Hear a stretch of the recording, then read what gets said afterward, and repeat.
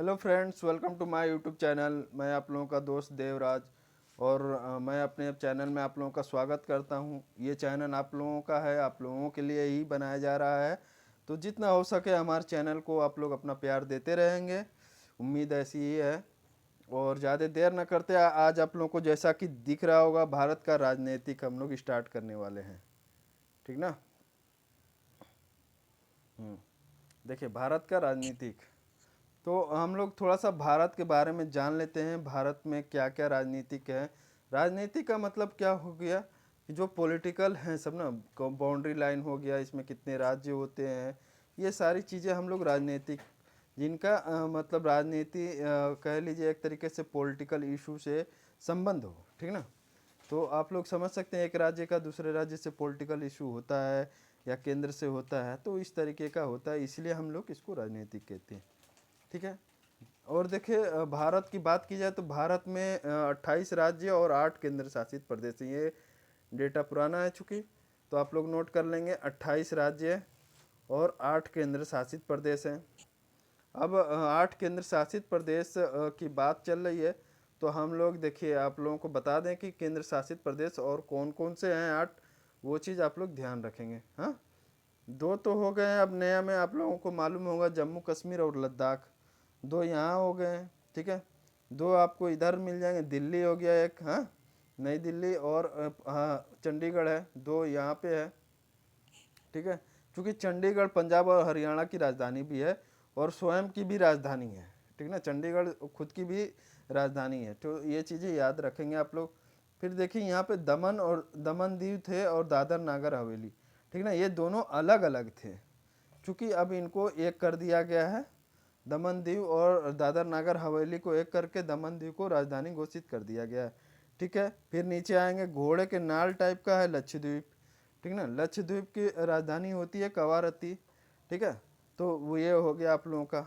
अब ये आप लोगों को इसी के पास केरल में पुदुचेरी है, ठीक ना। पुदुचेरी चूँकि बात किया जाए तो ये 3 राज्यों में विभक्त है, ठीक ना। देखिए केरल में इसको माहे के नाम से जानते हैं। फिर तमिलनाडु में आएंगे तो पुदुचेरी और कराइल, दो हैं सब। पुदुचेरी तमिलनाडु में ही नाम पुकारा जाता है, तो पुदुचेरी और कराइल दो नाम से है। फिर आंध्र प्रदेश में आएंगे तो यनम के नाम से है, ठीक ना। आप लोगों को आई होप मैप बहुत अच्छे तरीके से दिख रहा होगा, ठीक ना। ये मैं इससे पढ़ाने का मतलब क्या है कि आप लोगों को बहुत अच्छे तरीके से मैप आए। लोकेशन मेन तो होता है ज्योग्राफी में, लोकेशन, ठीक ना। इस वजह से मैंने इसको सेलेक्ट किया है।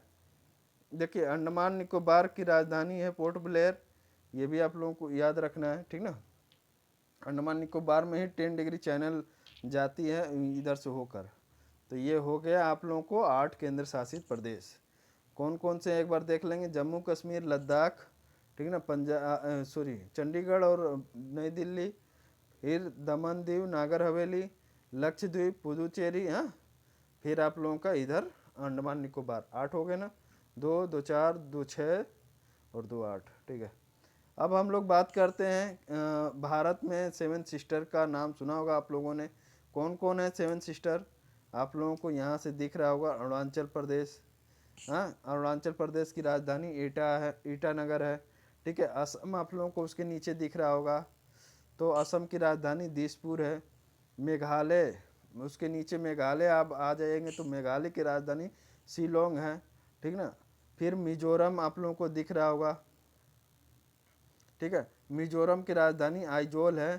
त्रिपुरा दिख रहा होगा आप लोग, मिजोरम के ऊपर देखिए। त्रिपुरा की राजधानी अगरतला है, ठीक है। मणिपुर का इम्फाल है और नागालैंड का कोहिमा है, ठीक ना। तो ये राजधानियाँ भी याद रखना है, कभी कभी एग्जाम वगैरह में पूछ देता है, ठीक ना। तो ये चीज़ें हैं। और देखिए क्षेत्रफल की अगर दृष्टि से बात किया जाए तो 4 ऐसे बड़े राज्य हैं, आप लोगों को ये भी ध्यान रखना है कौन कौन से हैं। तो आप लोग देखिए सबसे बड़ा राज्य कौन सा है, तो राजस्थान है, ठीक है। उसके बाद मध्य प्रदेश आता है, क्षेत्रफल की दृष्टि से बात कर रहा हूँ मैं। उसके बाद मध्य प्रदेश आएगा, फिर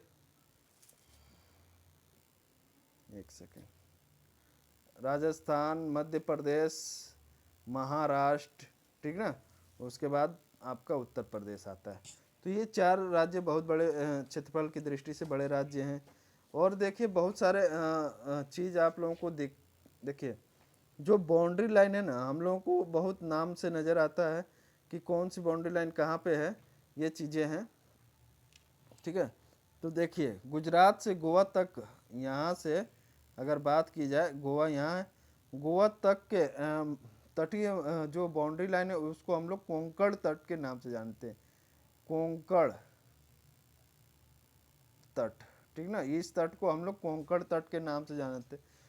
और गोवा से मैंगलोर कर्नाटक, ठीक ना, कर्नाटक तक के तट को हम लोग क्या किस नाम से जानते हैं, कन्नड़ तट, कन्नड़ तट के नाम से जानते हैं, ठीक ना।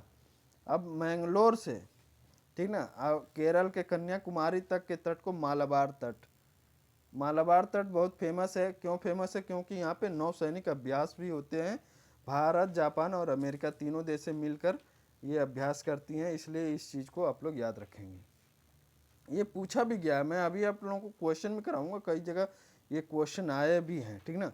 मालाबार तट आप लोगों को केरल से, देखिए मैंगलोर से और केरल तक, कन्याकुमारी तक की जो बाउंड्री लाइन है उसको मालाबार तट के नाम से जानते हैं, ठीक ना। अब देखिए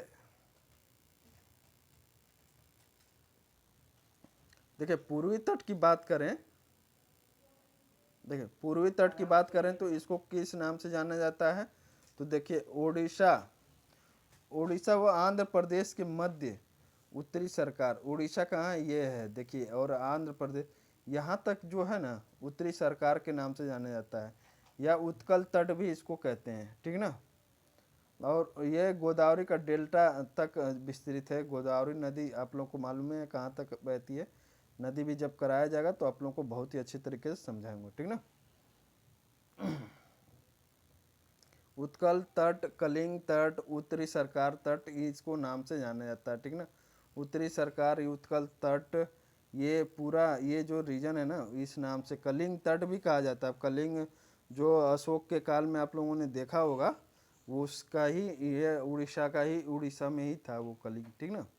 फिर आंध्र प्रदेश से लेकर, यहाँ से लेकर तमिलनाडु के तटीय क्षेत्र को हम लोग क्या किस नाम से जानते हैं, तो कोरोमंडल, ये बहुत ही फेमस नाम है कोरोमंडल, ठीक ना, कोरोमंडल, ठीक ना, कोरोमंडल के नाम से जानते हैं, ठीक है। ये कृष्णा गोदावरी डेल्टा से लेकर पूरा यहाँ पे आप लोगों को कृष्णा गोदावरी डेल्टा भी मिल जाएगा, वहाँ से विस्तृत है।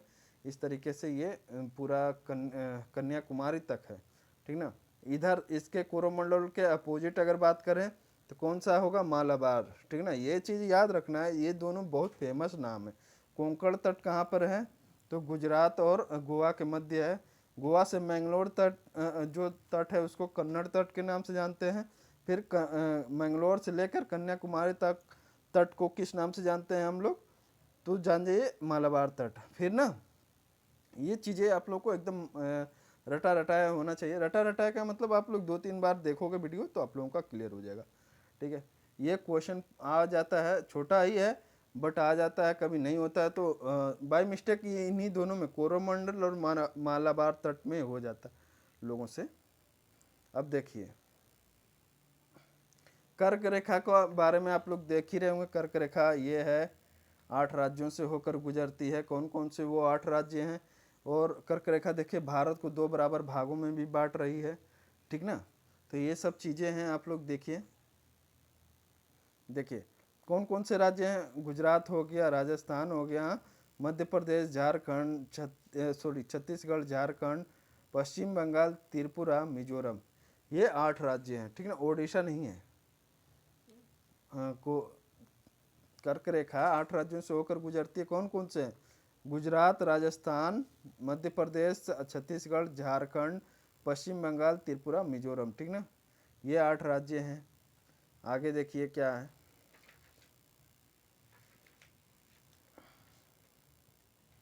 ठीक ना। देखिए लक्षद्वीप की अगर बात करें तो लक्षद्वीप में लगभग 36 छोटे छोटे आइलैंड है, ठीक ना। ये इसको प्रवाल द्वीप के नाम से भी जाना जाता है, ठीक ना। प्रवाल जो कोरल रीफ से बनते हैं सब, उसके द्वारा इनका निर्माण होता है। समुद्र पुत्र के नाम से भी इसको जाना जाता है लक्षद्वीप को, ठीक ना। ये घोड़े के नाल के तरीके का है, इस तरीके से तो घोड़े के नाल आकार का भी जाना जाता है, ठीक ना। ये बस मैप है दोस्तों, अब बाद बाकी जो फैक्ट होगा वो मैं बताते चलूँगा, ठीक ना। भारत का सर्वाधिक आबादी वाला द्वीप सॉल्सेट द्वीप है, जिस पर मुंबई स्थित है। सॉल्सेट जो द्वीप मुंबई जिस पे बसा हुआ है, उस द्वीप का नाम क्या है? सॉल्सेट है। ये आप लोग याद रखेंगे, क्वेश्चन आया हुआ भी है ये। केंद्र शासित प्रदेशों में सर्वाधिक जनसंख्या वाला, ठीक ना, दिल्ली है, नई दिल्ली है। और सबसे न्यूनतम जनसंख्या वाला की बात की जाए तो लक्षद्वीप है, ठीक है। केंद्र शासित प्रदेशों में सर्वाधिक क्षेत्रफल अंडमान निकोबार द्वीप समूह का तथा न्यूनतम जो है लक्षद्वीप समूह का है, ठीक है। ये चीज़ें हो गई। अंडमान और निकोबार द्वीप द्वीप समूह का सर्वोच्च शिखर सैंडल पीक 732 मीटर है, ठीक ना। सैंडल पीक कहाँ पर है? बहुत बार पूछा गया है। अंडमान निकोबार में का सबसे हाईएस्ट जो पीक होता है वो है, ठीक ना। अंडमान निकोबार द्वीप समूह में केवल 38 द्वीप ही बसे हुए हैं, बाकी सब निर्जन है। मतलब यहाँ पे 500 से समथिंग बहुत छोटे छोटे द्वीप हैं, पर उस पर लोग रहते नहीं। सबसे ज़्यादा द्वीप यहाँ पे पाया जाता है अंडमान निकोबार, भारत की बात कर रहे हैं, ठीक ना। नेक्स्ट देखते हैं हम लोग।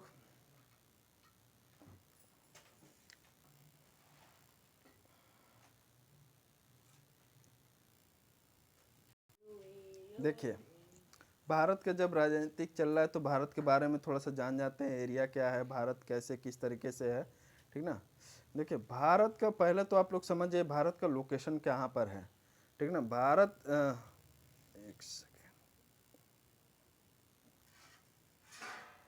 ठीक ना। भारत का जो लोकेशन है, अगर हम लोग पूरा वर्ल्ड की बात कर रहे हैं तो इससे ये अर्थ हो गया। और भारत का जो लोकेशन है यहाँ पर है, ठीक ना। यानी भारत अगर ग्रीनविच लाइन से पूर्वी दिशा में है और इक्वेटर लाइन यानी विषुवत रेखा से ये उत्तर दिशा में है, ठीक ना। भारत की जो स्थिति है उत्तर पूर्व दिशा में है, ठीक है। किधर से किधर है? इस लाइन को हम लोग 0 डिग्री लाइन या विषुवत रेखा कहते हैं। ये जो लाइन है यही टाइम लाइन, यहीं से टाइम निर्धारित जो इंग्लैंड के ग्रीनविच शहर से होकर गुजरती है, ये भी 0 डिग्री देशांतर है और ये 0 डिग्री अक्षांश है, ठीक ना। तो इस रेखा से हम लोग टाइम, चूँकि देखिए भारत का लोकेशन यहाँ के लगभग पड़ेगा, तो इस आधार पर हम लोग ये इधर से पूर्व की ओर हो गया और विषुवत से देखिए उत्तर की साइड में हो गया। इसलिए भारत उत्तर पूर्वी गोलार्ध में अवस्थित है, ऐसा कहा जाता है, ठीक ना। ये आप लोगों को क्लियर हो गया होगा। देखिए, भारत का जो क्षेत्रफल की बात की जाए तो 32.8 लाख वर्ग स्क्वायर किलोमीटर है। और भारत का अगर अवस्थिति की बात की जाए, भारत कितने परसेंट विश्व के क्षेत्र में स्थान रखता है, तो 2.4% है ना भौगोलिक क्षेत्रफल भारत का, ठीक ना। क्षेत्रफल के दृष्टि से विश्व में ये 7वां स्थान रखता है, ठीक ना। 6 इससे बड़े राज्य बड़े देश कौन कौन से हैं? तो सबसे बड़ा देश है, देख लीजिए, रूस है, कनाडा है, चीन है, संयुक्त राज्य अमेरिका है, ब्राज़ील, ऑस्ट्रेलिया के बाद भारत का स्थान आ जाता है, ठीक ना। भारत जनसंख्या की दृष्टि से दूसरा, ठीक ना। सबसे ज़्यादा जनसंख्या किसका है? तो चीन का है। बहुत ज़्यादा स्पीड हो रहा होगा तो बता देंगे आप लोग वीडियो में। अगर बात की जाए तो भारत का जो जनसंख्या प्रतिशत है, देखिए कितने प्रतिशत की दर से वृद्धि कर रहा है, तो 17.5। विश्व का भी और इतना वृद्धि भी कर रहा है, ठीक ना। भारत में 17.5% जनसंख्या निवास करती है। ये हो गया। बहुत सारी चीज़ें हैं दोस्तों, हम लोग धीरे धीरे करके पूरे भारत के बारे में आज संपूर्ण भारत कंप्लीट कर देंगे, ठीक ना। अब देख लीजिए, कुछ बाउंड्री लाइन की बात कर ली जाए तो देखिए, उत्तर से अगर शीट उत्तर से दक्षिण का जो पूरा बाउंड्री लाइन है, देखिए 8 डिग्री 4 मिनट जो दक्षिणी बिंदु है भारत का, मेन भारत का ना, अगर कहा जाए तो मेन भारत का जो बाउंड्री लाइन है 8 डिग्री 4 मिनट है, ठीक ना। ऊपर जाएंगे तो हम लोग कितना मिल जाएगा? तो लगभग 37 डिग्री है, ठीक ना। 37 डिग्री के करीब में है, ये है, ठीक है। 37 डिग्री 6 मिनट है शायद। और पश्चिम की बात करें तो जो देखिए, इसको जो दक्षिणी बिंदु है उसको किस नाम से जाना जाता है? तो कन्याकुमारी के नाम से जाना जाता है, ठीक ना। और जो उत्तरी एकदम उत्तरी बिंदु है तो इंदिरा कॉल के नाम से जाना जाता है, ठीक है। जो पश्चिमी बिंदु है उसको गौर मोहता के नाम से जाना जाता है और ये 68 डिग्री 7 मिनट पर है, ठीक ना। और जो पूर्वी बिंदु वो है उसको किबुथु, अरुणाचल प्रदेश में ये सबसे पूर्वी बिंदु पाया जाता है, ठीक ना। इसको किबुथु के नाम से जाना जाता है और ये 97 डिग्री 25 मिनट है और ये 37 डिग्री 6 मिनट है, ठीक ना। सबसे अगर बात की जाए इंदिरा पॉइंट की बात की जाए तो ये अंडमान निकोबार में पड़ता है, ठीक ना। सबसे दक्षिणी बिंदु है ये इंदिरा पॉइंट, कई बार पूछा भी गया है, क्योंकि ये 2000 की सुनामी जब 2004 में जब ये सुनामी आई तो इसमें जल विहीन हो गया, मतलब जल में ही समा गया है, उसके औसत से ऊपर जल आ गया, ठीक है। तो ये जल के अंदर रहता है, जल के अंदर ही हो गया है एक तरीके से। पड़ोसी देश तथा उसकी सीमाएं, ये तो हो गया, ठीक है। पहले और कुछ देख लेते हैं। भारत की अगर मुख्य भूमि का अक्षांशीय और देशांतरी विस्तार देखा जाए तो 30 डिग्री है, ठीक ना। यहाँ से अगर यहाँ तक का जो बीच का डिस्टेंस देखा जाए तो 30 डिग्री है। जैसा कि आप लोगों को मालूम है 1 डिग्री में 4 मिनट होता है, तो 30 डिग्री में लगभग 2 घंटे हो गए। तो भारत तो जो पूर्वी और पश्चिमी या पश्चिमी पूर्वी के बीच का अगर जो डिस्टेंस है 2 घंटे का है, ठीक ना। इसलिए बहुत हमारे में भी भारत में टाइम जोन की जो मांग चल रही है, जैसे अरुणाचल प्रदेश में 5 बजे सुबह हो जाती है तो 7 बजे सुबह गुजरात में होती है। तो इसलिए जो टाइम जोन है ना उसको 2 भागों में डिवाइड करने की मांग होती रही है, पर ऐसा नहीं है। जो भारत का जो टाइम लाइन है वो 82.5 डिग्री है। भारत जो एकदम आप लोग देख रहे होंगे बीचों बीच से गुजर रही है रेखा, वो 82.5 डिग्री है, ठीक है। देखिए 82.5 डिग्री मानक जो रेखा है वो कहाँ से, इलाहाबाद के नैनी से के पास से गुजरती है। और ये जैसा मैंने बताया होगा, आप लोगों ने ध्यान दिया होगा कि ये अगर पूरा वर्ल्ड है तो इस तरीके से है ना। तो ये हो गया आपका ग्रीनविच लाइन से भारत का जो डिस्टेंस है 5.5 घंटा हम आ गए हैं, ठीक ना। यानी हमारे यहाँ 5.5 घंटा पहले सूर्योदय होगा, उसके बाद से 5:30 जब हमारे यहाँ शाम होगा तो इंग्लैंड में सुबह हो रहा होगा, इस तरीके से है, ठीक है। आगे हम लोग देखते हैं और क्या क्या है आप लोगों के लिए। देखिए जो भारत की तटीय रेखा है उसके बारे में थोड़ा सा हम लोग बात करेंगे, ठीक ना। भारत की जो तट रेखा है ये है, एक सेकेंड,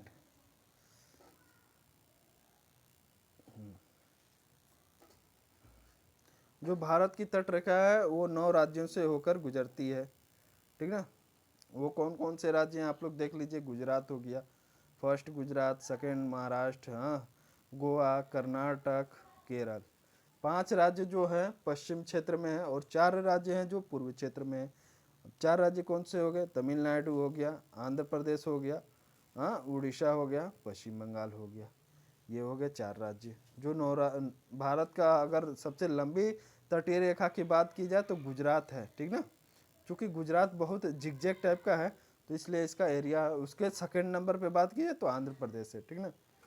सबसे लंबी तटीय रेखा किसकी है, तो गुजरात की है। कई बार क्वेश्चन आया हुआ है, ये आप लोग ध्यान रखेंगे, ठीक ना। आगे हम लोग देखते हैं श्रीहरिकोटा द्वीप, आंध्र प्रदेश के पुलिकट झील। देखिए यहाँ पे एक पुलिकट झील है जो आंध्र प्रदेश और क्या कहते हैं तमिलनाडु की सीमा भी बनाती है, ठीक ना। श्रीहरिकोटा द्वीप भी वहीं पे स्थित है, ठीक ना। यह भारत का उपग्रह प्रक्षेपण केंद्र है, सतीश धवन अंतरिक्ष केंद्र, ठीक ना। श्रीहरिकोटा जो है यहीं पे है, सतीश धवन अंतरिक्ष केंद्र का नाम सुना होगा आप लोगों ने। देखिए भारत में 2 ज्वालामुखी भी पाए जाते हैं, कौन कौन से हैं, तो बैरन ज्वालामुखी और नारकुंडम ज्वालामुखी जो यहाँ पर है, ठीक ना। बहुत फेमस है, बहुत बार क्वेश्चन वगैरह पूछा गया है, ठीक है। याद रखें कौन कौन से, बैरन और नारकुंडम 2 ज्वालामुखी हैं। भारत किन राज्यों के साथ किन देशों के साथ सीमा बनाती है, तो वो भी हम लोग देखते हैं। भारत 7 देश हैं जो ऐसे उनके साथ सीमा साझा शेयर करती है, ठीक ना। कौन कौन से राज्य हैं वो, कौन कौन से देश, देखिए पाकिस्तान हो गया, ठीक ना। इधर आप आइएगा तो अफगानिस्तान हो गया, ठीक है। इधर आप आइएगा तो तिब्बत ऑक्युपाइड चीन है, ठीक है। भूटान हो गया, नेपाल हो गया, हाँ, इधर म्यांमार हो गया। कितने हो गए, 1 2 3 4 5 6 7, 7 हो गए, ठीक ना। अब हम लोगों को इसका इम्पोर्टेंस क्या है वो चीज़ हम लोग ध्यान रखना है। जो भारत और पाकिस्तान के मध्य बाउंड्री लाइन है उसको हम किस नाम से जानते हैं, तो रेड क्लिफ। बहुत खून खराबा होता है इसलिए वहाँ उस लाइन को ही नाम रेड क्लिफ रखा गया है, ऐसा नहीं है, ठीक ना। ऐसा इसलिए नहीं है कि वो जिसने भी बाउंड्री लाइन नाम दिया है उन्हीं के नाम पे ही नाम है, रेड क्लिफ महोदय ने ये नाम दिया था। देखिए ये जो जिगजैग वाली लाइन है ना, भारत का जो गुजरात में है उसको सर क्रीक विवाद भी कहते हैं उस लाइन को, ठीक ना। 24 डिग्री, जो 24 डिग्री है यहीं से होकर गुजरती है, तो 24 डिग्री लाइन भी उसी को कहते हैं। और एक बात है, जो सर क्रीक लाइन है वो अब क्या कहते हैं, बांग्लादेश में, बांग्लादेश चूँकि ये इन्होंने ही बांग्लादेश को भी डिसाइड किया था सर क्रीक महोदय ने, तो इसलिए बांग्लादेश की बाउंड्री लाइन को भी हम लोग, भारत और बांग्लादेश के मध्य सर क्रीक लाइन है, ठीक ना। और भारत और चीन के मध्य जो लाइन है उसको हम लोग किस नाम से जानते हैं, तो उसको हम लोग मैकमोहन रेखा के नाम से जानते हैं।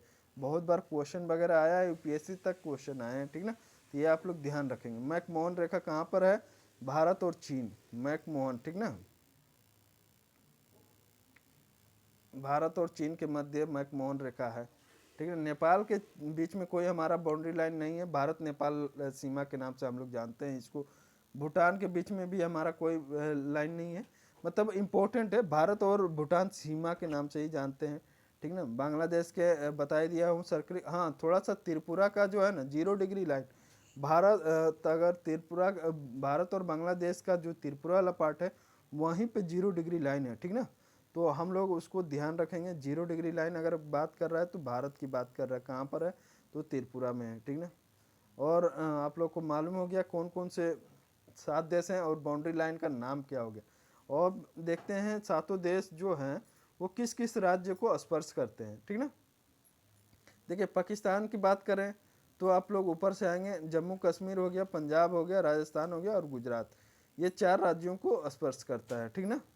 और वहीं पे अगर बात करें, चीन की बात करें तो ये भी जम्मू कश्मीर हो गया, हाँ, उत्तराखंड हो गया, हिमाचल प्रदेश हो गया, और इधर आएंगे तो सिक्किम हो गया, हाँ, अरुणाचल प्रदेश हो गया, ठीक ना। कितने राज्यों को स्पर्श कर रहा है, तो लगभग 5 राज्य हैं, ठीक ना। जम्मू कश्मीर, हिमाचल प्रदेश, उत्तराखंड और इधर सिक्किम, फिर अरुणाचल प्रदेश, ठीक ना। हाँ, बांग्लादेश की बात करें तो बांग्लादेश किन किन राज्यों को स्पर्श करता है उसको हम लोग देखेंगे। देखिए बांग्लादेश, मिजोरम, ठीक ना। अगर मिजोरम यहाँ से स्टार्ट करते, मिजोरम हो गया, त्रिपुरा हो गया, हाँ, मणिपुर हो गया, मेघालय हो गया, पश्चिम बंगाल हो गया, ठीक ना, इतने राज्यों को स्पर्श करता है। म्यांमार की बात करें तो म्यांमार, ये हमारा म्यांमार वाला बाउंड्री लाइन है, ये कितने राज्यों को स्पर्श कर रहा है, अरुणाचल प्रदेश हो गया, नागालैंड उसके नीचे आता है, नागालैंड हो गया, असम हो गया, सॉरी, नागालैंड हो गया, मणिपुर हो गया, मिजोरम हो गया, ये भी 4 राज्यों को स्पर्श करता है, ठीक है। अगर सबसे बड़ी बाउंड्री लाइन है उसकी अगर बात की जाए तो वो पश्चिम बंगाल, सॉरी, बांग्लादेश की है, जो 4,000 समथिंग कुछ है, 4,600 कुछ है, ठीक ना, लगभग में है। तो सबसे अगर बड़ी बाउंड्री लाइन की बात की जाए तो श्रीलंका के साथ है, सॉरी, बांग्लादेश के साथ है, ठीक ना। और एक हम लोग देश भूल गए हैं यहाँ पे, देखिए एक सेकेंड, अफगानिस्तान, ठीक ना। अफगानिस्तान और भारत के मध्य जो रेखा है, बाउंड्री लाइन है, उसको डूरंड लाइन के नाम से जानते हैं, ठीक ना। ये बहुत ही कम इसका जो है ये 106 किलोमीटर लगभग में है, बाउंड्री शेयर करता है। चूँकि ये पाकिस्तान ऑक्युपाइड एरिया है जम्मू कश्मीर का, तो ये भी हमारे लिए, पहले तो ये हमारा ही पार्ट था, इसलिए हम अभी भी इसको अपना पार्ट घोषित कर रखे हैं, ठीक ना। भविष्य में कभी भी हमारा ये कश्मीर होगा तो ये हमारा रहेगा, ठीक। हमको बस इससे काम है, डूरंड लाइन भारत और अफगानिस्तान के मध्य, ठीक ना। और ये भारत और अफगानिस्तान का बाउंड्री देख ही रहे हैं, ये सिर्फ किन देशों को साझा कर रही है, तो जम्मू कश्मीर को है। यहीं पे देखिए 3 है सब, 3 देशों की सीमा मिलती है, पाकिस्तान हो गया, अफगानिस्तान हो गया, तजाकिस्तान भी है, उसको आप लोग देख लेंगे। ठीक ना। और एक ट्रायंगल और है यहाँ पे, देखिए ये जो है पाकिस्तान ऑक्युपाइड अक्साई चीन है, जो वो अक्साई चीन यही ग्लेशियर है, यहाँ पे विवादित बहुत विवाद होते रहता है, तो वो चीज़ें आप लोग ध्यान रखेंगे, ठीक ना। तो ये मोटा मोटी बस भारत का एक राजनीतिक इंट्रोडक्शन हो गया है। इसमें और कुछ आप लोगों को बता, हाँ एक चीज़ और टाइमलाइन बताई दिया मैंने। देखिए जो बाउंड्री होते हैं 12 नॉटिकल होती है, ठीक ना, 12 नॉटिकल मील होता है बाउंड्री लाइन, ठीक ना। यानी इतने दूर तक के एरिया को हम अपने अगर आर्थिक दोहन या अपनी सुरक्षा की दृष्टि से हम अपना बाउंड्री लाइन निर्धारित करते। तो हम बहुत बार ये क्वेश्चन होता है कि हम भारत को भारत का जो मैप है श्रीलंका के साथ क्यों, चूँकि ये 12 डिग्री नॉटिकल मील है, इस वजह से हम इसको अपने साथ दिखाते हैं, ठीक ना। बाद बाकी चीज़ें कंप्लीट हो गई हैं, इनसे रिलेटेड हम कुछ क्वेश्चन भी करेंगे, ठीक है। हाँ देखिए दोस्तों, जैसा कि आप लोगों को सारा मैंने ज्योग्राफी का सामान्य परिचय पढ़ा दिया है, और उससे रिलेटेड कुछ क्वेश्चन हम लोग कर लेते हैं, ताकि हमारा जो पढ़ा हुआ है वो कॉन्सेप्ट क्लियर रहे, ठीक ना। ये बहुत सारे एग्ज़ामों में, ये पीसीएस लेवल यूपीएससी लेवल के एग्ज़ामों में क्वेश्चन आए हुए हैं, तो उनका ये शॉर्ट नोट है, ठीक ना, भारत के बारे में है। देखिए यह स्थल मंडल के कुल क्षेत्र का लगभग कितना परसेंट क्षेत्र है, 2.1 सेकेंड, देखिए 2.4% का क्षेत्र अधिकृत करता है, भाग अधिकृत करता है क्षेत्रफल, ठीक है, ये मैंने बताया भी है, ठीक है। 82.5 डिग्री पूर्वी देशांतर का उपयोग भारतीय मानक समय को निर्धारित करने के लिए होता है, और कहाँ से गुजरती है, इलाहाबाद के नैनी से, उत्तर प्रदेश के, ठीक ना। उतना नहीं पूछता कौन कौन से राज्यों से गुजरती है, बस इतना ध्यान रखना है आप लोग को। भारतवर्ष का आकार क्षेत्रफल में विश्व में कौन सा स्थान है, देखिए ये भी क्वेश्चन आया हुआ, ये जितने भी इसमें क्वेश्चन है ना, ये घटना चक्र का है। और ये जान जाइए कि ये यूपी पीसीएस, यूपीएससी, एमपीपीएससी, इन सब लेवल में क्वेश्चन आए हुए हैं। तो आप लोग समझ सकते हैं कि एक जो चीज़ें मैंने पढ़ा है वो छोटी हो सकती हैं, पर क्वेश्चन आते हैं उधर से। भारत का क्षेत्रफल देखिए संसार के क्षेत्रफल का कितना है, तो 2.4% है, हाँ। जनसंख्या भी मैंने बताया आप लोग को, 17.5% है जनगणना 2011 की जनगणना के अनुसार। भारतवर्ष में गांवों की संख्या कितनी है, तो देखिए 6,40,930 है, ठीक ना, 2011 की जनगणना के अनुसार। देखिए बहुत ही क्वेश्चन आए हुए हैं ये सब अच्छे से, ठीक ना। देखिए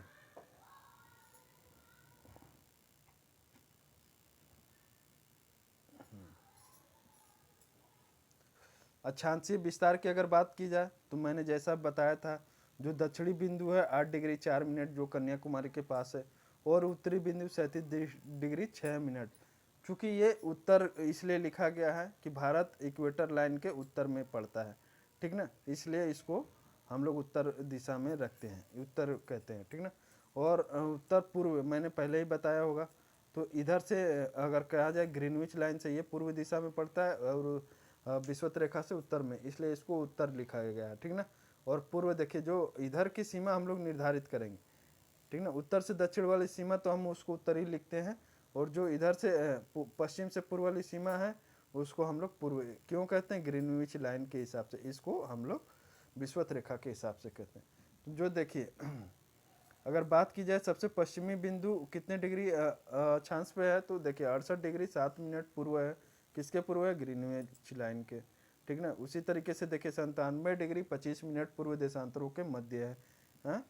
गौरमोता इस पश्चिमी बिंदु को कहते हैं किबुथु, कहाँ, अरुणाचल प्रदेश का सबसे पूर्वी बिंदु है, हमारे भारत का भी है, हाँ। इंदिरा पॉइंट उत्तर में है, ठीक ना। और कन्याकुमारी दक्षिण में है। इंदिरा कॉल भारत का सबसे दक्षिणी बिंदु यहाँ पे है, Indira col, sorry Indira col उत्तर में है, इंदिरा पॉइंट जो है ना दक्षिण में है, जो 2004 के सुनामी में डूब गए थे, ठीक है। आगे हम लोग बात करते हैं, देखिए भारत के लगभग बीचों बीच से होकर गुजरने वाली रेखा का नाम क्या है, तो आप लोग जानते ही हैं कर्क रेखा है। सिक्किम से गुजरने वाला अक्षांश रेखा को क्या कहते हैं हम लोग, सॉरी सिक्किम से गुजरने वाला अक्षांश रेखा गुजरती है, तो आप लोग जान जाइए भारत की अवस्थिति कैसी है, तो एक चतुर्भुजाकार है, ठीक ना, वो राजस्थान से होकर गुजरती है। आप लोग एक बार देख लेंगे कैसे होगा। जैसे मान लो एक सेकेंड, भारत की अवस्थिति कुछ इस तरीके से है, सॉरी बन नहीं पा रहा सही से। अगर बात की जाए तो भारत जो है ना इस तरीके से है, इस तरीके से है। तो आपका देखिए राजस्थान यहाँ पे पड़ता है, राजस्थान का ये पश्चिमी बिंदु, और सिक्किम यहाँ पे है। तो ये जो बाउंड्री अक्षांश रेखा है ना ऐसे ऐसे गुजरता है, ठीक ना।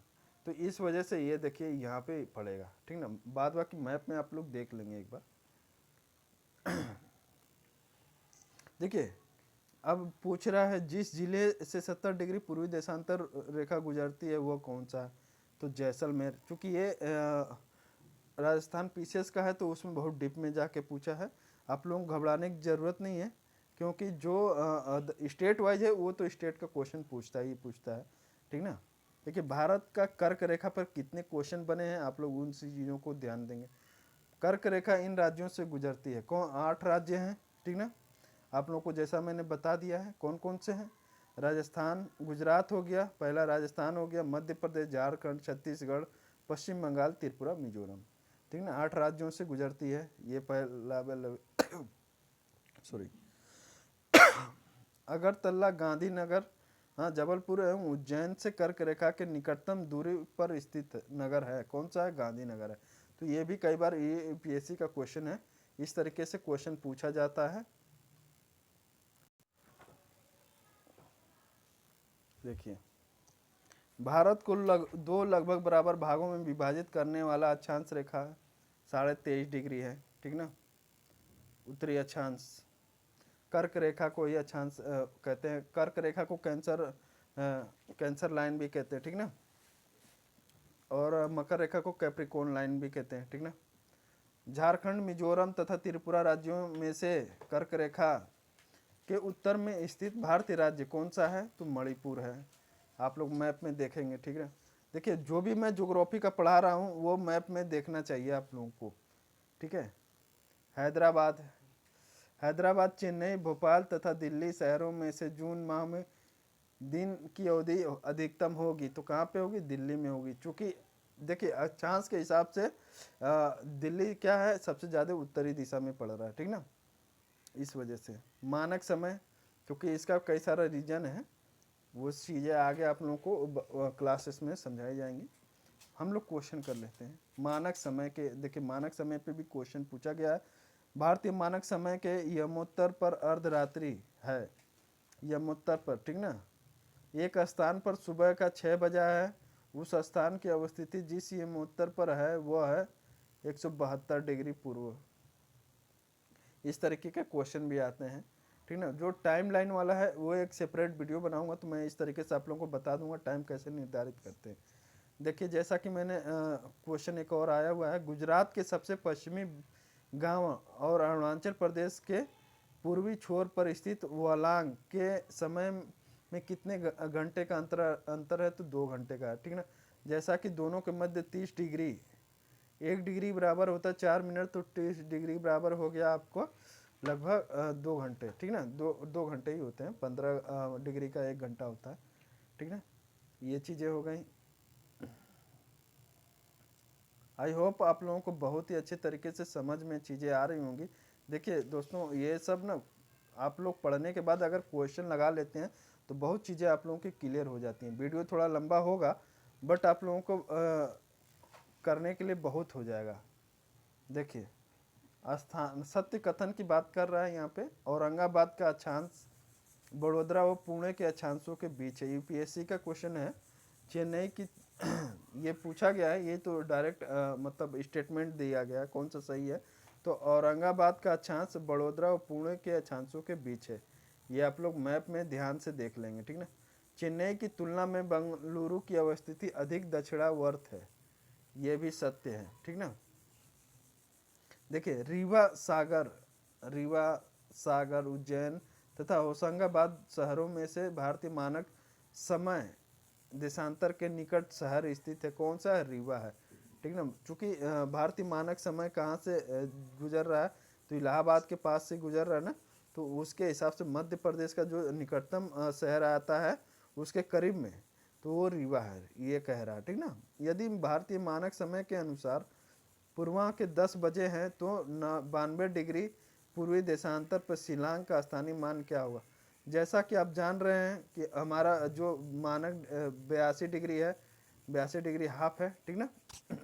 अब ये 92 डिग्री की बात कर रहा है, यानी 10 डिग्री बढ़ रहे हैं हमसे। हाँ, आप लोग समझ सकते हो कि 4 डिग्री का कितना होता है, 1 डिग्री में 4 मिनट होता है, तो 10 डिग्री का 10 चौक के आप लोग गुणा कर लीजिए, 40 मिनट हो गया। 40 डिग्री का 40 मिनट का अंतर होगा, बस सिंपल सा है। तो 10 बजे है तो लगभग 38 बज रहे हैं, देख लीजिए लगभग 38 मिनट का डिफरेंस है। ये हाफ है ना, हाफ माइनस कीजिएगा तो हो जाएगा। ठीक है। आई होप बहुत अच्छे तरीके से आप लोगों को चीज़ें सही लग रही होंगी। अगर अच्छा लग रहा होगा वीडियो को तो लाइक कीजिए, सब्सक्राइब कीजिए एंड शेयर कीजिए। ठीक ना। ये आप लोगों के लिए मेहनत किया जा रहा है। देखिए, यदि भारतीय मानक समय यमोत्तर मध्याह्न 120 डिग्री है, सॉरी ये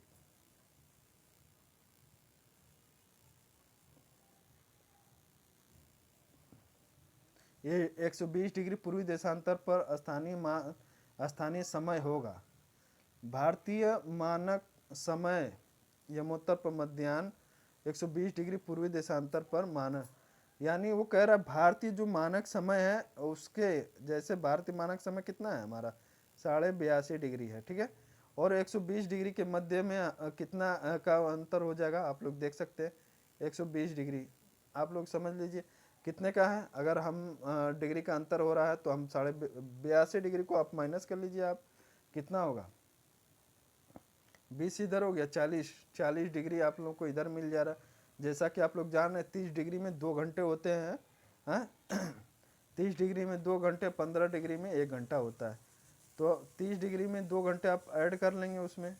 अगर भारतीय मानक समय हम लोग मान ले 12 बज रहा होगा तो उससे 2 घंटे आगे हम चले जाएंगे तो कितना हो जाएगा, 1, 2, 2:30 हो जाएगा। ये 14:30 दिया हुआ। ठीक ना। यही होता है। सिंपल क्वेश्चन है, ये आप लोगों को आ जाएगा। ठीक है। आंध्र प्रदेश, छत्तीसगढ़, महाराष्ट्र तथा उत्तर प्रदेश राज्यों में से भारतीय मानक समय की यमोत्तर रेखा नहीं गुजरती है। कहाँ से नहीं गुजरती है, तो महाराष्ट्र से। ठीक ना। आंध्र प्रदेश, छत्तीसगढ़, महाराष्ट्र, ये देखिए यहाँ से 82.5 डिग्री रेखा गुजरती है। आंध्र प्रदेश छत्तीसगढ़ से गुजरती है। ठीक ना। महाराष्ट्र नहीं गुजरती है, उत्तर प्रदेश से तो गुजरती है। ठीक ना। तो ये बात पूछता है, कई बार इस तरीके के भी क्वेश्चन आ जाते हैं। ठीक ना। भारतीय मानक समय की देशांतर रेखा तो 82.5 डिग्री कहाँ से, इलाहाबाद से गुजरती है। भारत की प्रमाणिक मध्याह्न रेखा 82.5 डिग्री है। ठीक ना। 82.5 डिग्री लाइन ही है जो हम मानते हैं। तो ये हो गया पूरा आप लोगों का लगभग जो भी जितना पढ़ाया गया था उसके अंतर्गत जितने क्वेश्चन आए हुए हैं, ये यूपीएससी और पीसीएस के लेवल का क्वेश्चन है। ठीक ना। ऐसा नहीं है कि अदर एग्जामों में आते नहीं, बहुत बार रिपीट करते हैं ये, इसके अलावा और क्या पूछेगा। आप खुद भी एक तरीके से ध्यान रखें, ये पॉइंटर का है। ठीक ना। इससे अच्छा मुझे कोई और आइडिया लगा नहीं। और भी क्वेश्चन जो हैं इससे रिलेटेड मैं कराते रहूँगा। आप लोग वीडियो को लाइक करें, सब्सक्राइब करें एंड शेयर करते रहें। बाय बाय, मिलते हैं नेक्स्ट वीडियो में।